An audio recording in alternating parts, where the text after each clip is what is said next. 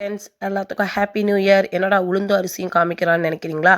ஆமாங்க, என்ன பண்ண போகிறேன்னு தெரியலையா? உளுந்தங்களி தாங்க செய்ய போகிறேன். நம்ம பாட்டி செய்கிறது.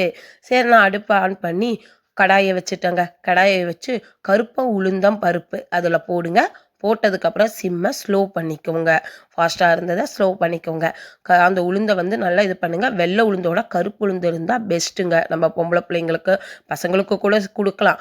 எலும்புக்கு எல்லாத்துக்குமே நல்லதுங்க. பெரியவங்க சின்னவங்க யாருனாலும் சாப்பிட்லாம். நல்லா பொரிஞ்சதுக்கப்புறம் அதையே ஒரு பிளேட்டில் ட்ரான்ஸ்ஃபர் பண்ணிக்கோங்க.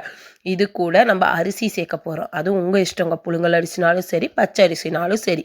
நம்ம இப்போ பச்சை அரிசி சேர்க்க போகிறோம். ஏன்னா கடாய் சூடாக இருக்குது. பச்சரிசி போட்ட உடனே நல்லா பொரிஞ்சிருங்க. பொறுமையாக அதையும் கைவிடாமல் வணக்குங்க. வணக்கினதுக்கப்புறம் அதையும் ஒரு பிளேட்டில் ட்ரான்ஸ்ஃபர் பண்ணுங்கள். அதை ரெண்டையும் தூக்கிட்டு போய் ஃபேன் காற்றுல ஆற விடுங்க. நான் எங்கே ஆற விடுறேன்னு பார்க்குறீங்களா? நம்ம வீட்டில் தான் குடில் பண்ணியிருக்கோம்ல, குடில் பக்கத்தில் தாங்க ஆட விடுறோம்.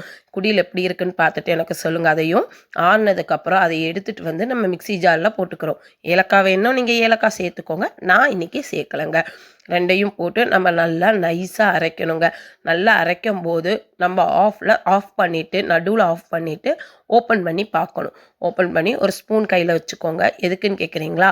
உள்ளே பிசுறு பிசுறாக இருக்கும். அதெல்லாம் நல்லா நம்ம மிக்ஸ் பண்ணி விட்டுட்டு மறுபடியும் ஒரு பல்ஸ் மூணு நம்ம கொடுத்தாகணும். நல்லா அரைக்க தான் நல்ல பவுட்ரு நம்மளுக்கு கிடைக்கும். இது நம்மளுக்கு தேவையான சும்மா வீட்டுக்கு செய்கிறதுக்கு தாங்க நான் சொல்லிகிட்ருக்கேன். நம்ம நல்லா பல்ஸ் மூணில் நல்லா அரைச்சதுக்கப்புறம் இதை எடுத்து வச்சிடணும். வச்சுட்டு நம்ம வீட்டில் எல்லாம் பவுட்ரு இது கோதுமை மாவெல்லாம் நம்ம சளிப்போல் அந்த சல்லடையில் இந்த மாவை அதில் கொட்டி நல்லா சலிச்சுக்கோங்க. எதுனாலன்னு கேட்குறீங்களா? நம்ம சலிக்க அதில் இருக்கிற திப்பிங்கெல்லாம் வரும். நான் சலிக்கும் போது என் குட்டீஸுங்க வந்துருச்சு. நாங்கள் போடுறோன்னு சரி போடுங்கன்னு சொல்லி அவங்க கையில் கொடுத்துட்டு நான் சலிக்க ஸ்டார்ட் பண்ணிட்டேங்க. சலிக்க பார்த்தீங்கன்னா எவ்வளோ திப்பி எனக்கு வந்துச்சு தெரியுமா? அந்த திப்பியும் மறியுமே நான் மிக்சி ஜாரில் மாற்றிக்கிட்டேன். மாற்றி மறியும் பல்ஸ் முள்ள நல்லா அரைச்சி அதையும் நல்லா நான் சலித்து எடுத்துக்கிட்டேங்க. சலிக்க தான் அந்த திப்பியெல்லாம் வெளியே போகும். நம்மளுக்கு நல்ல பவுட்ரு மாட்டில் கிடைக்கும். இங்கே பாருங்கள் எவ்வளோ பவுட்ரு அழகாக கிடச்சிருக்குதுன்னு. இந்த மாதிரி பவுட்ரு மாட்டில் நம்மளுக்கு கிடைக்கணுங்க. முடித்ததுக்கப்புறம் ஒரு சின்ன கிண்ணம் எடுத்து பக்கத்தில் வச்சுட்டேங்க. நாங்கள் 3 பேர் தாங்க. 3 பேர்த்துக்கு நான் 5 ஸ்பூன் போட்டேங்க. என் குழந்தைங்க நல்லா சாப்பிடுவாங்க. அதனால் நான் 5 ஸ்பூன் போட்டேங்க. 5 ஸ்பூன் போட்டுட்டு ஒரு சிட்டிகை உப்பு அதில் போட்டேங்க. ஸ்வீட் எது செஞ்சாலும் நம்ம ஒரு சிட்டிகை உப்பு போடுவோம்ல, அதனால் ஒரு சிட்டிகை உப்பு நான் அதில் போட்டேங்க. போட்டுட்டு 5 ஸ்பூனுக்கு நான் 10 டம்ளர் தண்ணி ஊற்றுனேங்க. நான் உங்களுக்கு டம்ளர் அளவு சொல்லலை. நான் ஏன்னா சொம்பில் ஊற்றுனேங்க. 10 டம்ளர் நீங்கள் ஊற்றிட்டு கைவிடாமல் நல்லா கெட்டித்தன்மை இல்லாமல் நல்லா கலக்கிக்கோங்க. அதில் ஒரு கெட்டித்தன்மை கூட இருக்கக்கூடாதுங்க. ஏன்னா நம்ம அடுப்பில் வைக்கும்போது நல்லா தண்ணியாக இருக்கணும். அந்த மாதிரி பார்த்து நீங்கள் நல்லா கலக்கிக்கோங்க. கலைச்சி முடித்தோடனே பார்த்தா இந்த மாவு இருந்துச்சு. சரி, இதை ரீஸ்டோர் பண்ணிக்கலான்ட்டு ஒரு பாக்ஸில் போட்டு நான் பண்ணிக்கிட்டேங்க. இதை ஃப்ரிட்ஜில் வைக்கணும்னு அவசியம் இல்லை. நீங்கள் வெளியவே வச்சுக்கலாம். வச்சா ஒன் டே 2 or 3 டேஸ் நீங்கள் அதை வச்சுக்கலாம். அட்லீஸ்ட் 1 வீக் வரைக்கும் நீங்கள் அந்த மாவு வச்சுக்கலாம். ஒன்றும் ஆகாதுங்க. கெட்டுப்போன பொருள் கிடையாது. இது ஸ்டோர் பண்ணி வச்சுக்கோங்க. அப்புறம் நான் இண்டக்ஷன் யூஸ் பண்ணுற அந்த கடாய் தான் எடுத்திருக்கேன். அந்த கடாயை எடுத்து நம்ம அடுப்பு மேலே வச்சுருக்கேங்க. முக்கியமாக இதில் என்ன யூஸ் பண்ணணும்னா நல்லெண்ணெய் யூஸ் பண்ணுங்கள். அப்போ தான் உடம்புக்கு நல்ல ஆரோக்கியங்க. நல்லெண்ணெய் அதில் கொஞ்சம் ஊற்றி அப்ளை பண்ணிக்கோங்க. கடாய்க்கு முன்னாடி ஊற்றி நல்லா அப்ளை பண்ணணும். கொஞ்சம் சூடு பிடிக்கும்போது நம்ம கலக்கி வச்ச அந்த தண்ணியை எடுத்து அதில் அந்த மாவோட லிக்யூடை எடுத்து அதில் பொறுமையாக ஊற்றுங்க. மேலே தெரிக்காமல் பொறுமையாக ஊற்றுங்க.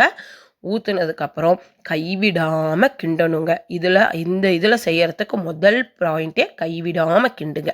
கைவிடாமல் கிண்ட கொஞ்சம் லைட்டாக கெட்டித்தன்மை உங்களுக்கு தெரியுங்க. கெட்டித்தன்மை வந்தோடனே நம்மக்கிட்ட இருக்கிற வெல்லமோ கருப்பட்டியோ நாட்டு சர்க்கரையோ ஏதோ ஒன்றுங்க. ஆனால் வெள்ளை சர்க்கரை மட்டும் யூஸ் பண்ணிடாதீங்க. நாட்டு சர்க்கரையை எடுத்து உங்களுக்கு எவ்வளோ தேவையோ, ஸ்வீட் எவ்வளோ குழந்தைங்க சாப்பிடுவாங்க, திகட்டாமல் இருக்கணும், அதை பார்த்துட்டு நீங்கள் அதில் போட்டு மறுபடியும் நல்லா கைவிடாமல் கிண்டுங்க. கிண்ட நம்மளுக்கு எண்ணெய் எல்லாம் நல்லா பிரிஞ்சு வரும். நல்லா பாருங்கள், நான் கிண்ட நல்லா டார்க் ப்ரௌன் ஆகும். சைடெல்லாம் எண்ணெய் பிரிஞ்சு வந்துட்டுருக்குங்க. நல்லா கைவிடாமல் கிண்டுங்க. அடியும் பிடிக்கக்கூடாது. ஸ்டவ்வை எப்போவுமே லாஸ்ட்டு வரைக்குமே சிம்மிலேயே வச்சுக்கோங்க. ஹை ஃப்ளேம் தேவையில்லைங்க இதுக்கு. நல்லா கிண்டுங்க. நல்லா ப்ரௌனிஸ் ஆகும்போது சைடில் எல்லாம் எண்ணெய் நல்லா இதாகுங்க. ஸ்டவ் ஆஃப் பண்ணிவிட்டு கீழே இறக்கி வச்சுருங்க. கை பொறுக்கிற ஸ்டூலில் குழந்தைங்களுக்கு நீங்கள் சேவ் பண்ணி கொடுக்கலாம். இது உடம்புக்கு ஆரோக்கியம். நம்ம பாட்டிமா கொடுத்த ஆரோக்கியத்தை நான் இப்போ உங்களுக்கு கொடுக்குறேன். மறக்காமல் சப்ஸ்கிரைபும் லைக்கும் பண்ணிடுங்க.